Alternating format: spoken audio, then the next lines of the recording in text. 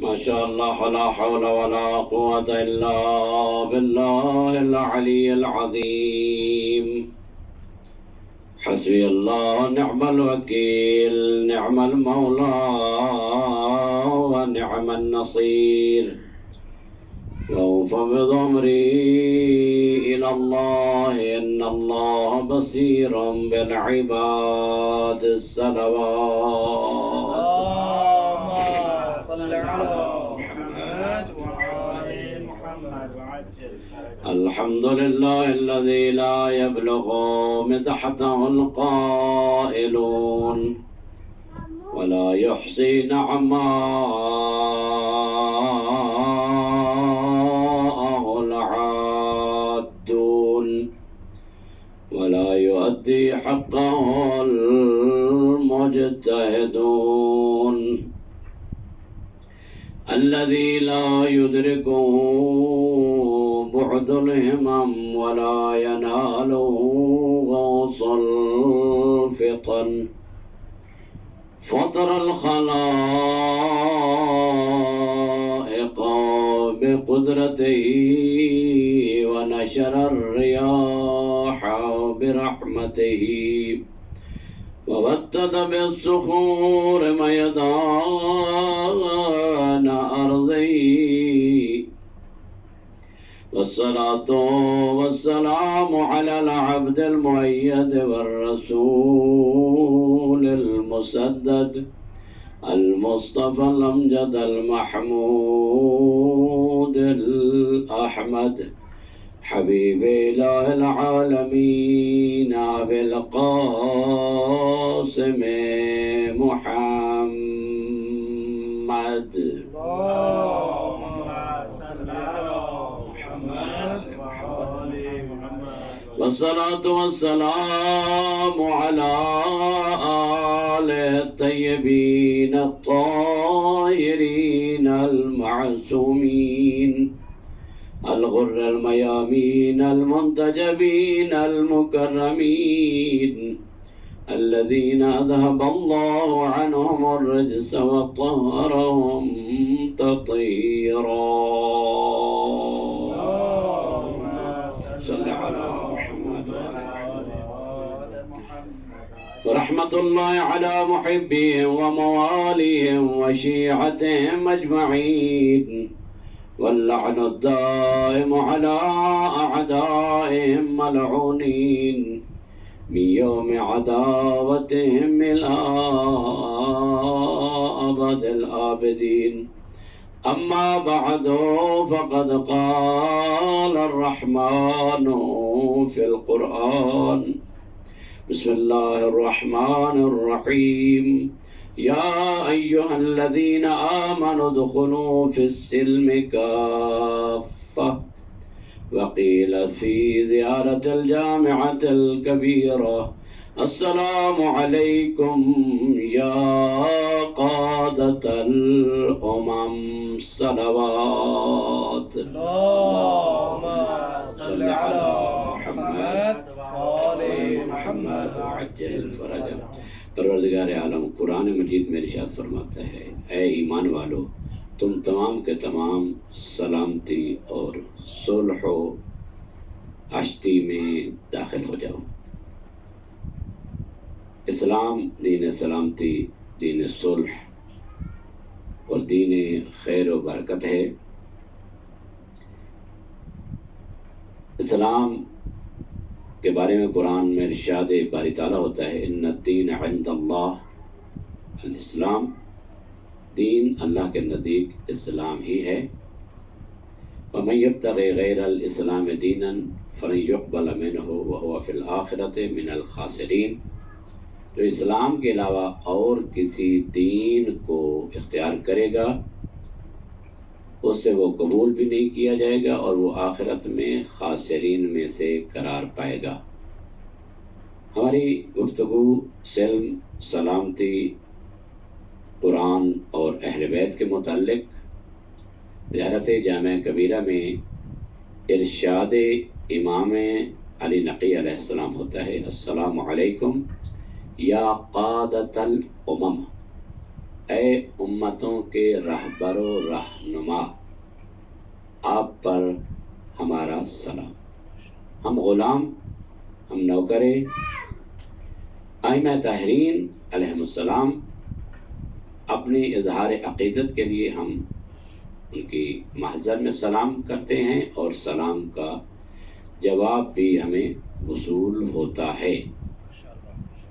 اگر ہماری وہ قوت سماعت اگر سیٹ ہو جائے اور ہم اپنے کانوں کو متوجہ کریں تو یقیناً ہمارے کان بھی ان آوازوں کو سننے کی صلاحیت رکھتے ہیں۔ اور اسلام دین ماہ محرم الحرام انہی بصیرت، بصارت، قوت شنوائی، قوت سماعت کو درست کرنے کا مہینہ ہے۔ یعنی ماہ محرم بصیرت کا مہینہ ہے، ماہ محرم پیچھے چلنے کا مہینہ ہے، رہنمائی لینے کا مہینہ ہے۔ یا قادت الامم، اے امتوں کے قائد، رہبر، رہنما۔ ایک لفظ قائد ہے، ایک لفظ سائق ہے۔ یعنی قاد یقود قودا، ساق یسوق سوقا، قال یقول قولا، یعنی قول سے، سوق سے، باب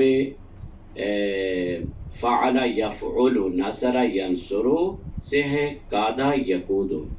قیادت اور سیاقت، سیاقت اور قیادت یہ آپس میں نقیض ہیں، ایک دوسرے کے الٹ ہیں۔ قیادت کہتے ہیں کہ کوئی انسان، توجہ فرمائیں گے، کوئی انسان سواری کی باغ ڈور پکڑ کر خود آگے چلے اور اس سواری کو، اس حیوان کو اپنے پیچھے چلائے، اس کو کہا جاتا ہے قیادت۔ اور سیاقت یا سائق کیا ہوتا ہے، سوق کیا ہوتا ہے، وہ ہے خود پیچھے چلنا اور اس حیوان کو آگے ہنکانا یا ہانکنا ہوتا ہے، جس کو پنجابی زبان میں کیا کہتے ہیں، حیوان نو چکنا، حیوان نو اگاں والے پاسے دھکیلنا۔ یعنی قیادت اور سیاقت، اس میں فرق ہے۔ یہاں پر جو موضوع بحث ہے وہ قیادت ہے، اور اسی لیے قیاد اس رسی کو کہا جاتا ہے کہ جس رسی کو لے کر حیوان کو اپنے پیچھے لگایا جاتا ہے۔ امت، امت کی جمع ہے امم، یعنی لغت والے لکھتے ہیں کہ امت ایک خاص گروہ، یعنی لفظ اما یا امو، یعنی اما میم کی تشدید کے ساتھ، یعنی ایک ایسا گروہ جس کو انسان متوجہ ہو اس کی طرف، اس کے ہاں جو ہے ویلیو ہو، اس کو کہتے ہیں امت، اور وہ مد نظر بھی ہو۔ امت کی جمع امم ہوتا ہے، یعنی ایسے افراد کا گروہ کہ جو انسان کے مد نظر ہوتا ہے۔ البتہ قرآن میں ایک نفر، ایک شخص کو بھی امت کے نام سے تعبیر کیا گیا ہے۔ حضرت ابراہیم علیہ السلام، ان ابراہیم کانا امتن قانتن للہ، یعنی حضرت ابراہیم ایک امت تھے، تنہا فرد ایک امت کے قائم مقام قرار پاتا ہے۔ اور اسی جگہ پر آپ کے ذہن میں وہ بات آ گئی ہوگی یقیناً کہ امام خمینی رحمت اللہ علیہ نے حضرت ایت اللہ شہید بہشتی کے بارے میں فرمایا تھا کہ بہشتی یک ملت بود، بہشتی یک ملت بود۔ کیوں؟ بہشتی ایک آدمی ہے، حضرت ابراہیم علیہ السلام ایک آدمی ہیں، جبکہ ملت چند افراد کے گروہ کا نام ہے۔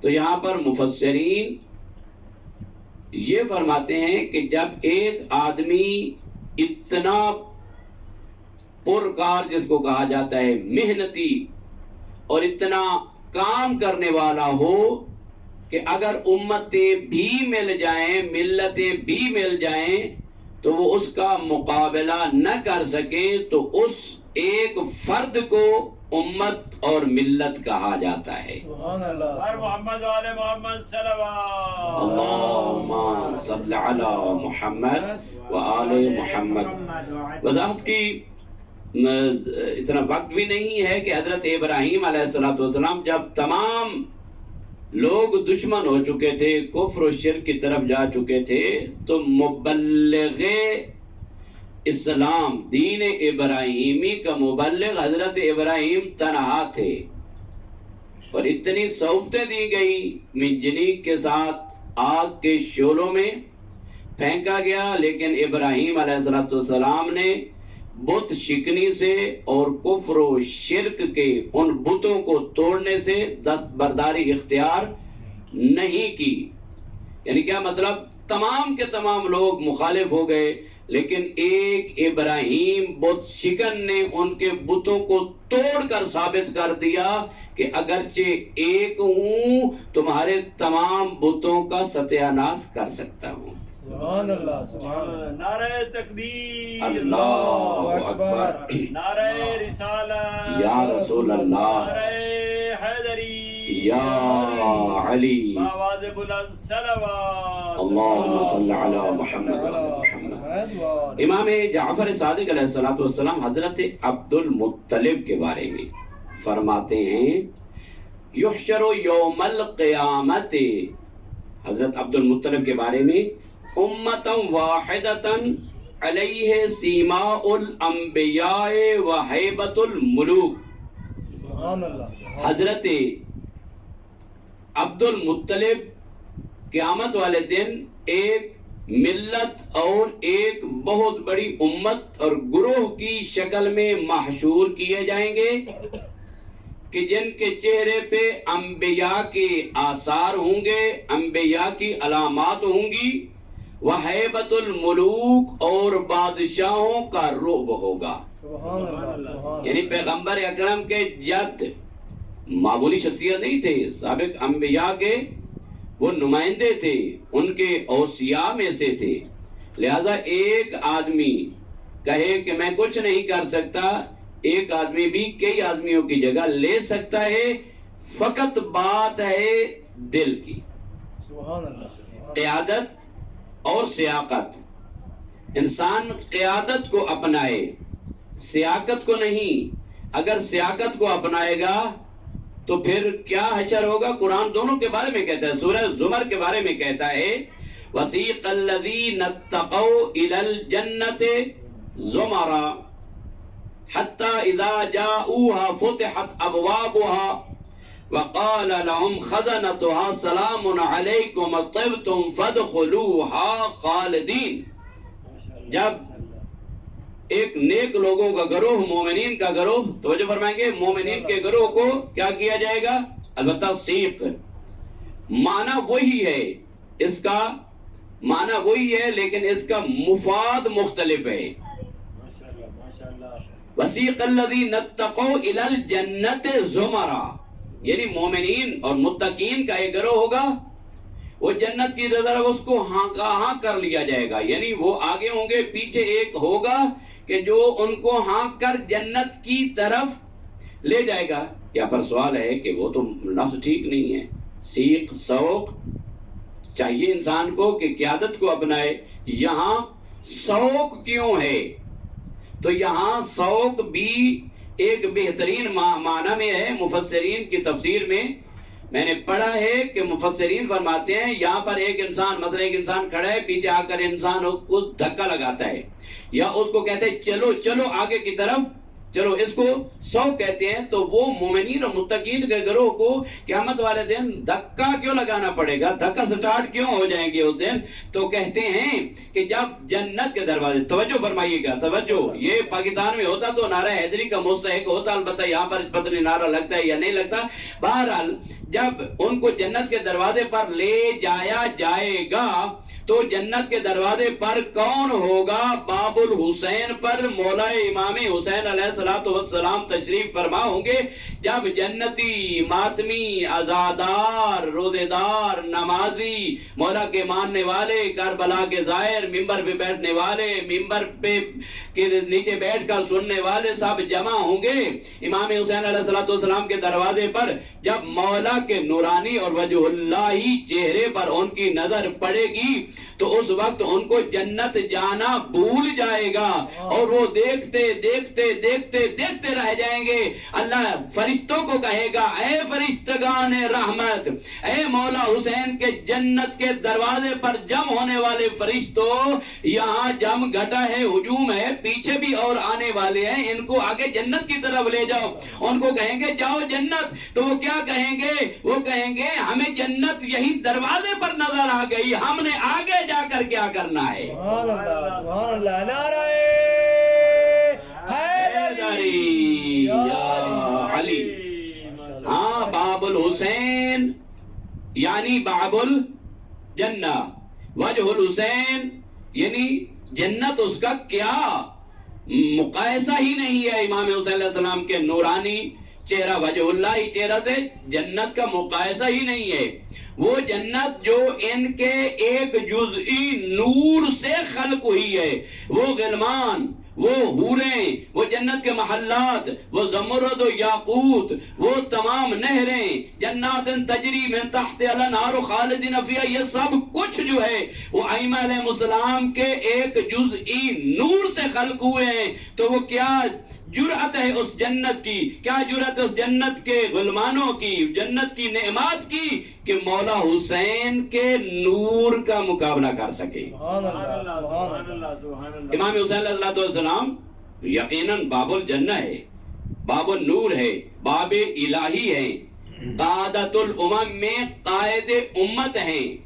इमाम हुसैन अलैहिस्सलाम वसीक़ल्लज़ीना कफ़रू इला जहन्नम ज़ुमरा, यानी बाद काफरों को, मुशरिकों, गुनाहगारों को जहन्नम की तरफ भगा कर ले दिया जाएगा और कहा जाएगा क्या तुम्हारे पास रसूल नहीं आए थे? तो उन्होंने कहा आए थे। तो फिर क्या उन्होंने तुम्हें डराया नहीं था? वो कहेंगे हाँ डराया था। तो उस वक्त वो शर्मिंदा होंगे और खुदावंद मुताल की आवाज आएगी, हक़्क़त कलिमतुल अज़ाब अलल काफिरीन, अब काफिरीन और मुशरिकीन पर वो अज़ाब मुहक्कक हो चुका है।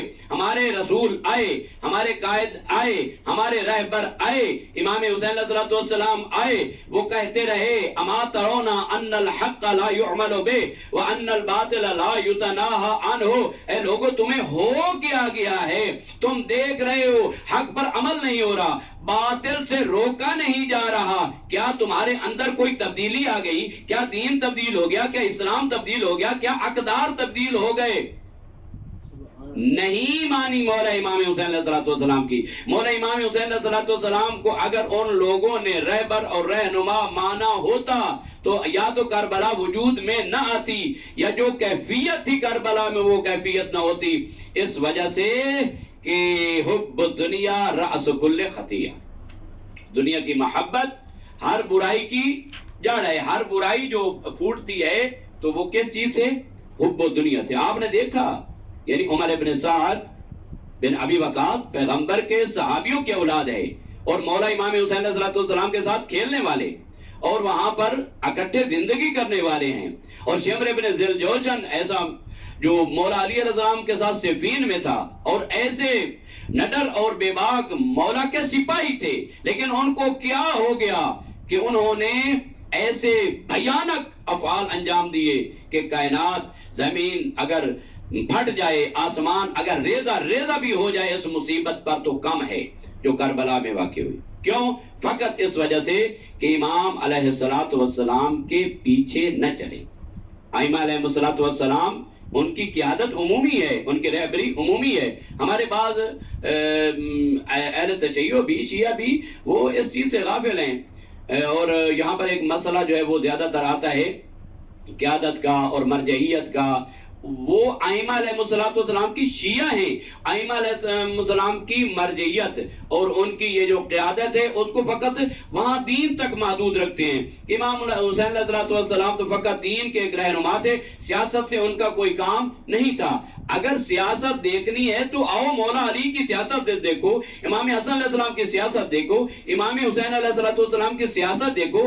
وہ سیاستدان وہی ہوتا ہے نا کہ جو حکومت سے ٹکر لے, وہی سیاستدان ہوتا ہے. وہ تو نہیں ہوتا اپنے لوٹے مسلح کو سنبھال کر مسجد اور مسجد سے گھر تک, وہ تو کوئی بندہ نہیں ہے نا. بندہ تو وہ ہے کہ جو اللہ کی اطاعت کرتے ہوئے اس کی دین اسلام کی اقدار کی سر بلندی کے لیے اٹھ کھڑا ہو, امر بالمعروف کرے, نہی عن المنکر کرے, اور معاشرے کو سمجھائے کہ جو دین اسلام کا ڈھانچہ پیغمبر اکرم دے کر گئے تھے اس ڈھانچے کو انہوں نے کھوکھلا کر دیا ہے. نماز وہی ہے, روزہ وہی ہے, حج وہی ہے, زکوٰۃ وہی ہے, وہ تمام اعمال ہیں, لیکن ان اعمال میں سے ائمہ کی قیادت کو چھین لیا گیا ہے.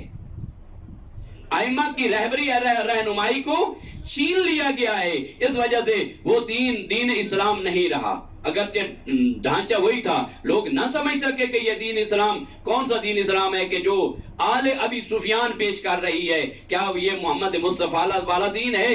کیا یہ علی مرتضیٰ والا دین ہے؟ وہ دین نہیں تھا. انہوں نے اقدار کو بدل دیا تھا.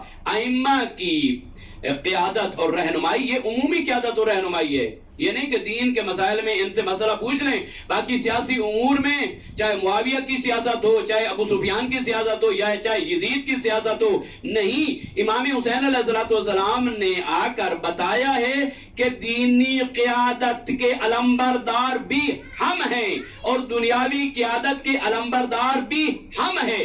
اگر دین سیکھنا ہے تو ہم سے سیکھو, اگر سیاست سیکھنی ہے تو ہم اہل بیت سے سیکھو. سبحان اللہ. بر محمد و آل محمد صلوات. اللہم صلی علی محمد و آل محمد. چاہے معنوی قیادت ہو, چاہے مادی قیادت ہو. اور یہاں پر بہت بڑا دھوکہ دیا.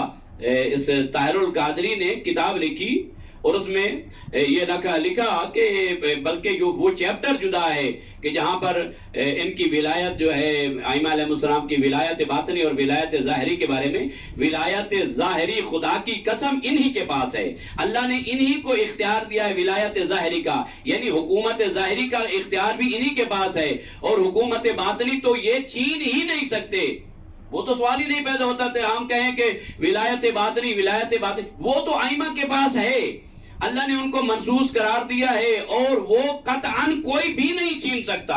جتنا بھی کوئی بڑا فرعون, نمرود, کوئی ابو سفیان, کوئی ابو لہب, کوئی ابو جہل آ جائے, ائمہ سے ولایت باطنی اصلاً اس کا بالکل سوال ہی نہیں پیدا ہو سکتا چھین سکے. ائمہ کے کسی ایک چھوٹے سے فرد, بلکہ میں یہ کہتا ہوں شیعہ کے کسی ایک چھوٹے سے بچے سے بھی ولایت باطنی اہل بیت کوئی بھی نہیں چھین سکتا. چھیننے کا مرحلہ آتا ہے تو ولایت ظاہری چھینی جاتی ہے, جس کے بارے میں امیر المومنین فرماتے ہیں میرا مقام اس ولایت, میرا مقام اس خلافت رسول میں ایسا مقام تھا جو چکی میں کیلی کا مقام ہوتا ہے کہ چکی کا وہ پارٹ اس کیلی کے گرد گھومتا ہے تو چکی چلتی ہے, اگر کیلی نہ ہو تو وہ مشکل کا شکار ہو جاتی ہے. اس لیے مشکل کا شکار ہوا معاشرہ. امیر المومنین کی قیادت کو ختم کیا, امیر المومنین کی اس حیثیت جو وہ قطب من الرحا کا وہ مقام ہے اس کو ختم کر دیا. وہ چکی ایسی خراب ہوئی امیر المومنین کی قیادت کے انحراف کے بعد کہ کربلا تک مرحلہ عام پہنچا.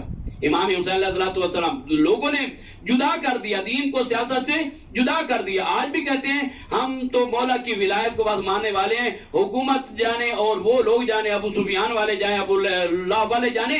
نہیں میرے محترم, یہ قیادت دنیاوی قیادت جو دنیاوی رہبری ہے, رہنمائی ہے, اور یہ آتا بعض مغرض لوگ اس لیے انکار کرتے ہیں تاکہ ہمیں مرجعیت مراجع کی جو مرجعیت ہے اور ان کی ولایت جو ائمہ سے جو آ رہی ہے ہم ان کو نہ ماننا پڑے. نہیں، یہ تسلسل ہے انہی ائمہ کی قیادت و ولایت کا جو مراجع کرام ہیں. حضرت آیت اللہ العظمہ امام خمینی، حضرت آیت اللہ العظمہ سید علی خامنئی، یہ خود کہتے ہیں ہمارا تشخص کس چیز سے ہے؟ ہمارا تشخص کربلا سے ہے، ہمارا تشخص امام حسین علیہ السلام سے ہے. ہماری حیثیت ہے تو ائمہ کی وجہ سے حیثیت ہے، ہماری اپنی کوئی حیثیت نہیں. اگر قیادت اور رہنمائی نہ ہو تو معاشرہ فاسد ہو جاتا ہے. اگر وہ علی امیر المومنین کو مان لیتے تو ان کی ذہنی اقدار جو اسلامی اقدار تھی وہ بلند ہو جاتی، اور ان کے ذہن میں یہ نہ ہوتا کہ جس طرح امام حسین علیہ السلام کو آ کر مکے میں مشورہ دینے والے تھے کہ اے حسین ابن علی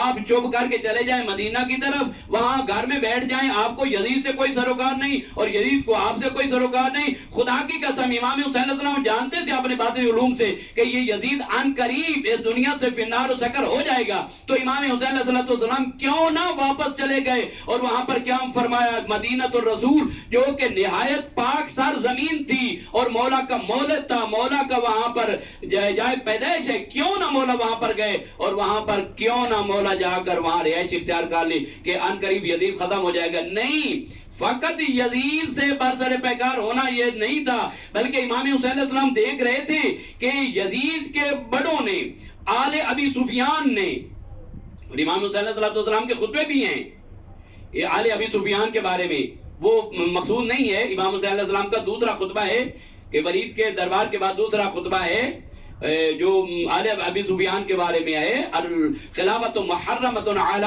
آل ابی سفیان، آل ابی سفیان پر خلافت حرام ہے. کیوں حرام ہے؟ اس لیے خلافت پہ آ کر انہوں نے کوئی دین اسلام کو تبدیل تھوڑا کرنا ہے. وہی دین ہے، وہی اسلام ہے. لوگوں کے اذہان کو ختم کرنا ہے، لوگوں کے اذہان سے نماز کو ختم نہیں کرنا. وہ نماز خود بھی پڑھتے تھے، وہ روزہ خود بھی رکھتے تھے، وہ حج خود بھی کرتے تھے، زکوٰۃ خود بھی دیتے تھے.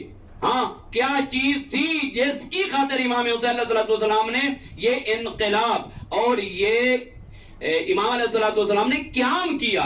وہ قیام کا مقصد کیا ہے؟ قیام کا مقصد یہ ہے کہ یہ سمجھے کہ راہبر کے پیچھے نہ چلنے سے معاشرہ کتنا فاسد اور بیکار ہو جاتا ہے.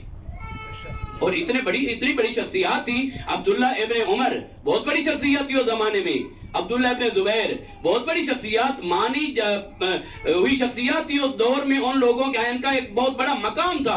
امام حسین علیہ السلام کو آ کر کے بہت بڑے مشورے دیتے ہیں. امام علیہ السلام نے فرمایا اے ابن عمر میری بات کو مان لے، میرا ساتھ دے، میں امام ہوں، میں امام وقت ہوں.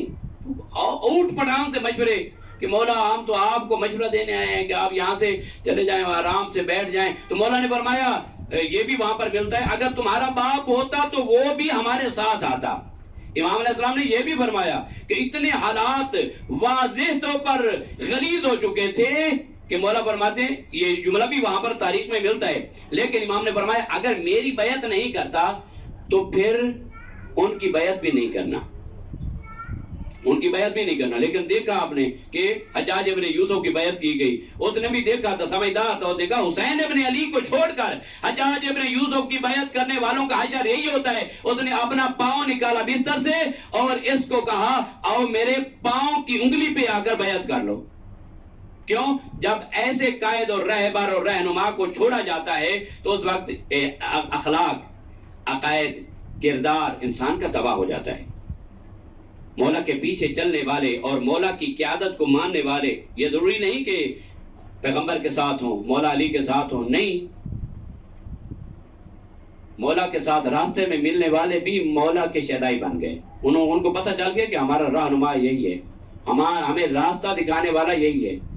آج بھی اگر لوگ قیادت اور رہنمائی اور مرجعیت اور ان مراجع کی قیادت کو مان لیں تو ہماری تشیع کا چہرہ بھی کوئی اور ہوگا. ہمارے اندر اتحاد، اتفاق. آج جو گروہ بازی ہمارے پاکستان میں، ہمارے تشیع مختلف گروہوں میں بٹ گئے اور دشمن کا یہی مقصد بھی ہے کہ ہم ان تشیع کو تقسیم کریں، تشیع کی مرجعیت کو ختم کریں، تشیع کے علماء کے درمیان تفرقہ پیدا کریں، ان کے عوام کے درمیان تفرقہ پیدا کریں. اگر ہمارے تشیع کی امت اور ملت ایک جگہ پر ہوتی تو آج عزاداری کے خلاف FIR درج نہ ہوتی اور امام بارگاہوں کو سیل نہ کیا جاتا، آج تشیع کی یہ حالت نہ ہوتی۔ کیوں یہ حالت ہوئی ہے؟ اس لیے کہ ان کے رہبروں کو تبدیل کر دیا گیا ہے، ان کے رہنماؤں کو تبدیل کر دیا گیا ہے۔ لیکن رہبر اور رہنما پہچانا حضرت علی اکبر نے کہ میرے بابا ہی رہنما ہے، میرے بابا ہی رہنما ہیں۔ علی اکبر امام حسین علیہ السلام کی زندگی ہے۔ علی اکبر شبیہ رسول، کل بھی میں نے عرض کیا تھا کہ مولا حسین مدینہ میں رات کو اٹھ کر علی اکبر کے چہرے کا بوسہ دیتے، علی اکبر کے چہرے کی طرف نگاہ کرتے اور دعا کرتے تھے، پروردگارہ شکر ہے تیرا، تو نے مجھے شبیہ پیغمبر، شبیہ مصطفیٰ بیٹا عطا فرمایا۔ ظاہراً یہی ہے کہ پیغمبر کے وصال کے بعد مولا حسین کو محبت تھی نانا سے، تو اللہ نے انعام عطا کیا۔ گفتار، کردار، رفتار، ہر لحاظ سے علی اکبر شبیہ نبی تھے، شبیہ مصطفیٰ تھے۔ نہایت مختصر وقت میں عرض کرنا چاہتا ہوں، بہت بڑی قربانی ہے۔ پہلی قربانی جو بنی ہاشم میں ہے وہ علی اکبر کی قربانی ہے۔ آئے بابا کے پاس، بابا مجھے اجازت دے۔ بعض لوگ تو کہتے ہیں کہ مولا نے ٹال مٹول کیا، نہیں ٹال مٹول نہیں کیا۔ مولا نے فرمایا اچھا میرا بیٹا آپ جانا چاہتے ہیں تو خیمے کی بیویوں سے الوداع کر کے جاؤ۔ علی اکبر کو آمادہ کیا، جنگی لباس زیب تن کیا، خیمہ کے دروازے پہ آئے۔ علی اکبر نہیں، علی اکبر کا جنازہ داخل ہو رہا ہے۔ خیمے کی بیویاں ہیں، امام سجاد ہیں۔ خیمے کی بیویوں نے دیکھا جب علی اکبر خیمے میں آئے، خدا جانے بیویوں کی کیا حالت ہوگی۔ بیویوں نے علی اکبر کے گرد حالہ ڈالا، اور علی اکبر کو کوئی بیوی کہتی ہے ارحم علی غربتنا، کوئی مدینہ کی طرف منہ کر کے کہتی ہے واہ محمدہ، کوئی نجف کی طرف منہ کر کے کہتی ہے واہ علیہ، اے بابا علی، آپ کا پوتا علی آج میدان جنگ میں جانے کے لیے تیار ہے، شبیہ مصطفیٰ ہے۔ ارحم علی غربتنا، اے علی اکبر ہماری غربت پر، ہماری تنہائی پر رحم کیجئے، دشمنوں کا نرغہ ہے، ہم ایسی سرزمین پر آ چکے ہیں جہاں پر ہمارا کوئی یاور و مددگار نہیں، ہم تنہا رہ جائیں گے۔ ارحم علی غربتنا، بہت بین کیا، ماتم کیا بیویوں نے، بہت گریہ کیا، ماتم کیا۔ آئے اپنے بھائی کے پاس، حضرت امام سجاد زین العابدین کے پاس جو بستر بیماری پہ تھے۔ آئے حضرت امام سجاد نے پوچھا اے علی اکبر یہ لباس، جنگی لباس کس نے پہنایا؟ علی اکبر نے عرض کیا یا اخی، اے میرا بھائی یہ کفن مجھے بابا نے پہنایا ہے، میں جانے کے لیے تیار ہوں۔ امام سجاد علیہ السلام نے فرمایا اے میرا بھائی یہ تلوار مجھے دے، یہ جنگی لباس مجھے دے دو، میں جاتا ہوں، بابا کا دفاع کرتا ہوں۔ حضرت علی اکبر نے عرض کیا اے میرے بھائی میدان کارزار میں ٹکڑے ٹکڑے ہو کر گر جانا آسان ہے، لیکن بابا کے چلے جانے کے بعد کوفہ اور شام کے بازاروں اور درباروں میں ان پھوپھیوں اور ماؤں کو سر ننگے دیکھنا بہت مشکل ہے۔ علی اکبر الوداع ہوئے، معانقہ کیا، بہت گریہ کیا۔ علی اکبر و امام سجاد نے خیمے سے باہر آئے، امام حسین علیہ السلام نے علی اکبر کو الوداع کیا۔ بہت تاریخیں ملتی ہیں، مولا نے اب جو آخری جو چارہ ہوتا ہے انسان کا وہ شکوہ ہوتا ہے اس سے کہ جو بہت ہی پیارا ہو۔ اپنے پیارے خالق کی بارگاہ میں مولا شکوہ کیسے کرتے ہیں؟ اپنے ہاتھوں میں اپنی سفید ریش کو لیتے ہیں، اور ایک میں تو یہی کہوں گا یہ بیان کیا امام حسین علیہ السلام نے اللہم اشہد علی ہؤلاء القوم قد برز الیہم غلام اشبہ الناس خلقا وخلقا ومنطقا برسولک وکننا اذا اشتقنا الی زیارت نبیک نظرنا الی وجہہی۔ پروردگارہ تو گواہ رہنا میں اس جوان کو بھیج رہا ہوں جو شکل و صورت میں گفتار و کردار میں تیرے نبی کے مشابہ ہے۔ جب میں نانا کی زیارت کا شوق مجھے ہوتا میں اپنے بیٹے علی اکبر کو دیکھ لیتا، مجھے نانا نظر آ جاتا تھا۔ پروردگارہ گواہ رہنا علی اکبر کو گھوڑے پہ سوار کیا، سوار ہو کر گھوڑا چلا تو تو تاریخ کہتی ہے وَنَظَرَ إِلَيْهِ نَظَرَ آئِسٍ، مولا حسین نے ایک مایوس نظر اپنے بیٹے کی طرف دیکھی، گویا کہ اب مولا گویا کہ نا امید ہو چکے ہیں کہ علی اکبر میرا میدان جنگ سے بچ کر آنے والا نہیں ہے۔ نظر الیہ نظر آئسن، اور مولا کی آنکھیں بند ہونا شروع ہو گئی۔ جب علی اکبر کا گھوڑا چلا، جو ہی گھوڑے نے اپنے قدم تیز کیے، پیچھے سے سید الشہداء نے بھی تھوڑا تھوڑا اپنے قدم تیز کرنے شروع کیے۔ علی اکبر نے پیچھے مڑ کر دیکھا تو کیا کیفیت ہے، مولا حسین بھی پیچھے جلدی جلدی آ رہے ہیں۔ علی اکبر نے اپنے گھوڑے کو روکا اور نیچے اتر کر کہا یا ابتے، اے میرے بابا جانا، مجھے کہہ دیتے میں روک جاتا، آپ کیوں اتنے تیزی سے آ رہے ہیں؟ مولا نے ممکن ہے کہا او اے میرے بیٹے، میں ضعیف ہوں، تو جوان ہے۔ اب ضعیف باپ کے دل کو پتا ہوتا ہے کہ وہ اپنے جوان کو کیسے بھیج رہا ہوتا ہے۔ اے اکبر، تو میرا شبیہ پیغمبر بیٹا ہے، مجھے تو اس سے محبت ہے۔ عزادارو، حضرت علی اکبر چلے، ودا ہوا، جیسے بھی ہوا چلے میدان سے، کعبی ناریوں کو پھر نارو سکر کیا۔ جب پیاس نے غلبہ کیا تو علی اکبر آئے اپنے بابا کی طرف، اس ولایت اور قیادت کے اثر کو حاصل کرنے کے لیے، رہنمائی کو حاصل کرنے کے لیے علی اکبر آئے اور کہتے ہیں یا ابتے العطش قد قتلنی وثقل الحدید قد اجادنی، بابا پیاس نے مجھے مار مکایا اور اس اسلحہ کے بوجھ نے مجھے تھکا دیا ہے۔ حل الی شربت من الماء سبیل، بابا ایک گھونٹ پانی مل جائے گا۔ میں کہتا ہوں کتنا کریم اور سخی ہے حسین، جو مدینہ میں بے موسم انگور علی اکبر کو منگوا کر جنت سے دیتے۔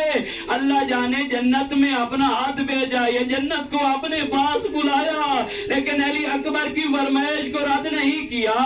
آج کربلا کے میدان میں بھی علی اکبر سے یہ نہیں کہا کہ بابا بیٹا میرے پاس پانی نہیں ہے۔ مولا فرماتے ہیں بیٹا ادخل فمک فی فمی، ادخل لسانک فی فمی، او میرا بیٹا، او میرا پیارا بیٹا، او میرا شبیہ مصطفیٰ بیٹا، اپنے منہ کو میرے منہ میں ڈالو۔ علی اکبر نے جب اپنا منہ مولا حسین کے زبان کے ساتھ مس کیا تو جلدی سے اپنی زبان کو کھینچ لیا اور کہتی ہے یا بتی ہے لسانوں کا احبس من لسانی، او بابا آپ کی زبان تو میری زبان سے بھی زیادہ خشک ہے۔ مولا نے پھر بھی نہ نہیں کی، مولا نے فرمایا اے بیٹا یہ انگشتر ہے، انگوٹھی ہے، اس کو اپنے منہ میں رکھ لو، پیاس کا افاقہ ہوگا۔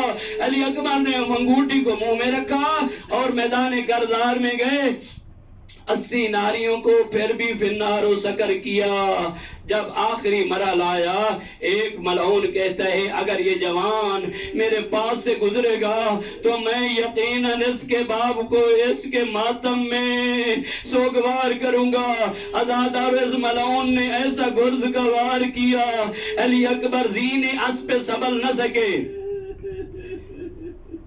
زین عطب سے آئے یا ابتے علیک من السلام، او میرا کریم بابا میرا سلام ہو۔ تاریخ یہ کہتی ہے جب جوان چلا جا رہا ہو باپ کی کیا کیفیت ہوتی ہے، سب سے پہلے آنکھوں کا نور ختم ہو جاتا ہے۔ جب حسین نے سنا کہ پدر برلاش پدر زانو بے زانو رسید، بہت مشکل سے آئے حسین، کبھی چلتے ہیں کبھی زمین پہ گرتے ہیں، آواز دے کر کہتے ہیں یا بنیا اصبر، بیٹا صبر کرنا میں بوڑھا ہوں اور میری آنکھوں کا نور ختم ہو رہا ہے، مجھے کچھ نظر نہیں آتا۔ عزادارو آسانی سے جس طرح بھی پہنچے علی اکبر کی لاش پہ پہنچے، کیا کیفیت تھی، وقت اربن اربا، ان ظالموں نے علی اکبر کی لاش کو ٹکڑے ٹکڑے کر دیا تھا، ابھی ایڑیاں رگڑ رہے تھے، حسین پہنچے۔ مولا حسین نے کسی کے بارے میں کبھی بد دعا نہیں کی، لیکن یہاں پر کہتے ہیں اے ابن زاد قد اللہ رحمہ کا، اے ابن زاد خدا تیری نسل کو ختم کرے، تو نے مجھ سے شبیہ مصطفیٰ علی اکبر اکبر چھینا ازادہ رکیا کیفیت تھی مولا حسین کی جب علی اکبر کی لاش میں پہنچے بہن کر کے کہتے ہیں اللہ دنیا بعد کلافا او بیٹا تیرے بعد دنیا پہ خاک ہے کیا کیا جھکے جب جھکنے سے دل سے نہ ہوا تو پھر زیادہ جھکے اتنے جھکے وَوَضَعَ خَطَّهُ وَلَا خَطِّهِ اپنا رخسار اکبر کے رخسار پہ رکھا اور رخسار پہ رکھ کے کہتے ہیں او میرا بیٹا میری آنکھوں کا نور ختم ہو گیا میری توانائی ختم ہو گئی اپنے بیٹے کو اٹھانا چاہ کبھی مولا کا جسم دائیں کی طرف جھک جاتا ہے کبھی بائیں کی طرف جھک جاتا ہے اپنی ابا کے دامن سے بنی ہاشم کے جوانوں سے کہتی ہے اے بنی ہاشم کے جوانوں آؤ میرا اکبر شہید ہو گیا اور میں اکبر کو نہیں اٹھا سکتا اور میں کہتا ہوں جب کسی کا جوان مر جائے تو آس پاس والے کہتی ہیں تم نہ اٹھا